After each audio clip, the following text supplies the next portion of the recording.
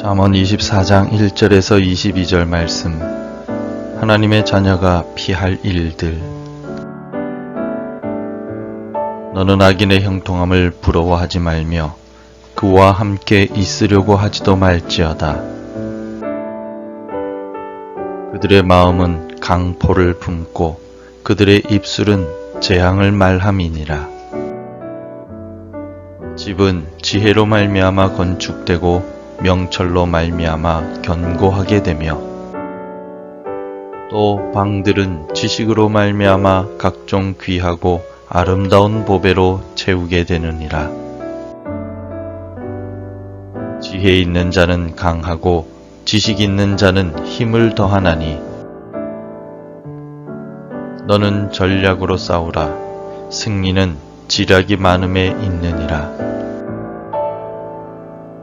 지혜는 너무 높아서 미련한 자가 미치지 못할 것이므로 그는 성문에서 입을 열지 못하느니라.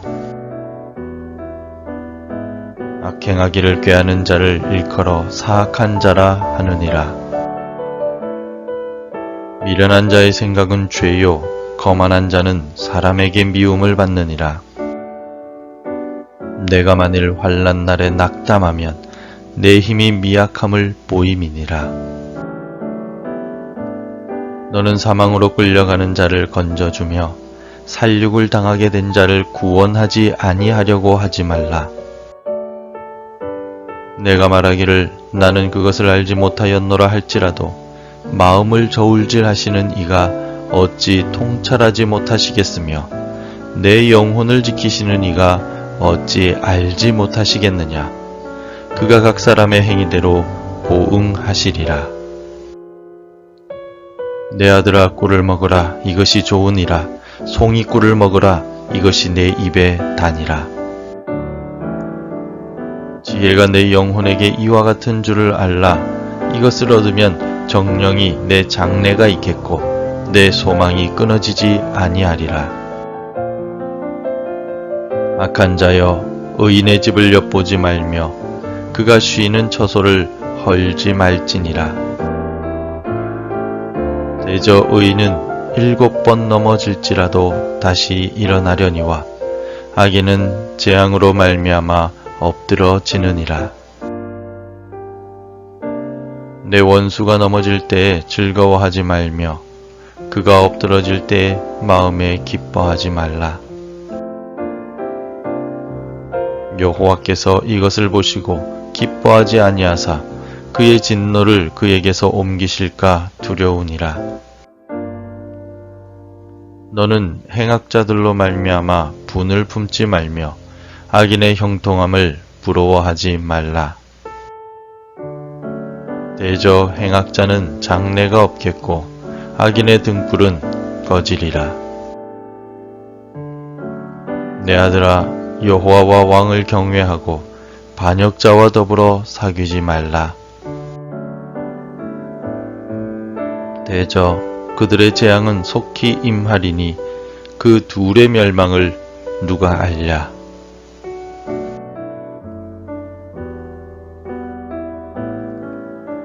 사람이 인생을 살아가면서 반드시 해야만 하는 일들이 있습니다. 신앙의 면에서 도덕적인 면에서 그리고 자기 자신과의 모습 속에서 꼭 지켜야만 하는 내용들이 있습니다.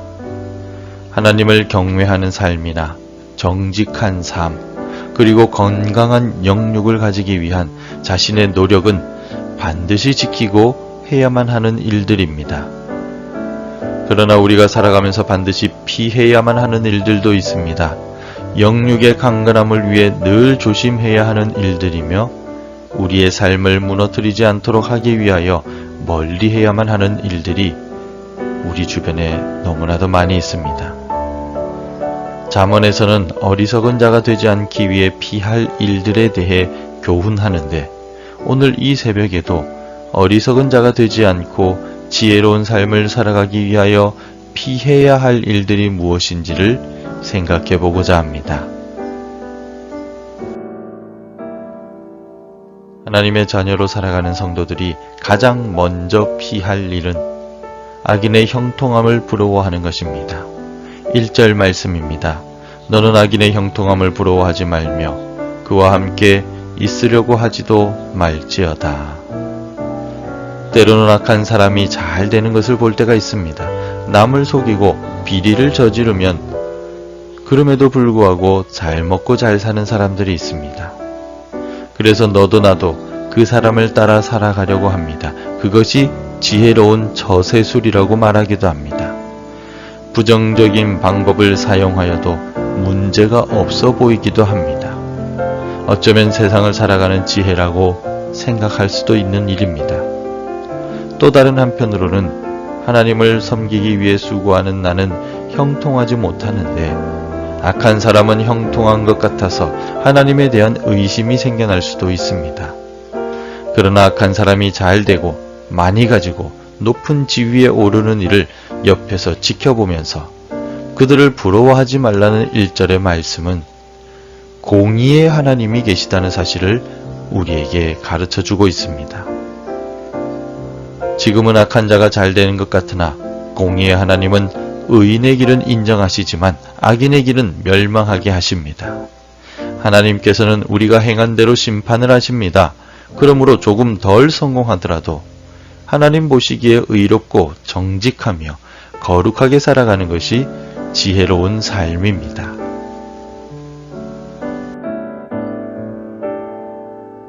그리고 하나님의 백성은 다른 이들의 어려움과 아픔에 무관심하지 말라고 말씀하십니다. 11절을 읽어보겠습니다. 너는 사망으로 끌려가는 자를 건져주며 살육을 당하게 된 자를 구원하지 아니하려고 하지 말라. 아멘.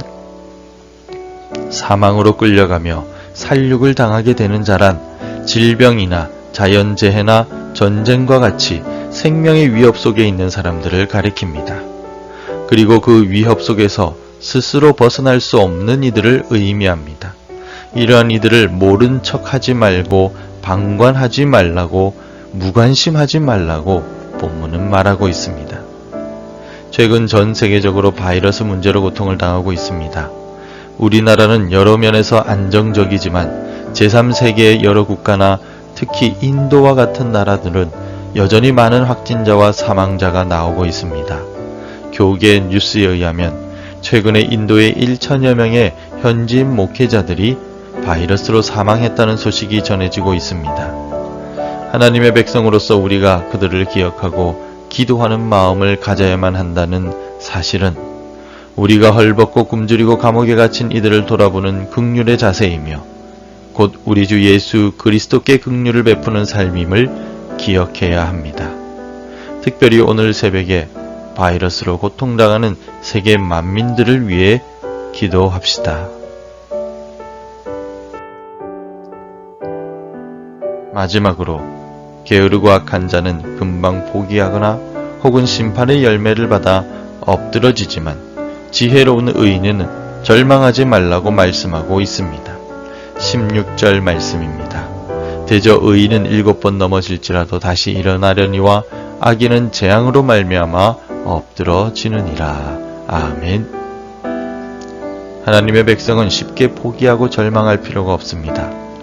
실패의 연속이 마음을 힘들게 하고 건강의 문제가 나를 짓누른다 할지라도 성도들은 절망해서 안 됩니다. 왜냐하면 다시 일어날 수 있기 때문입니다. 다시 일어난다는 말은 하나님의 구원하심이 있다는 말씀입니다. 악한 자는 넘어지고 나면 일으켜 세워줄 보호자가 없습니다. 반대로 의인은 보호자이신 하나님께서 다시 일으켜 주시고 격려해 주십니다.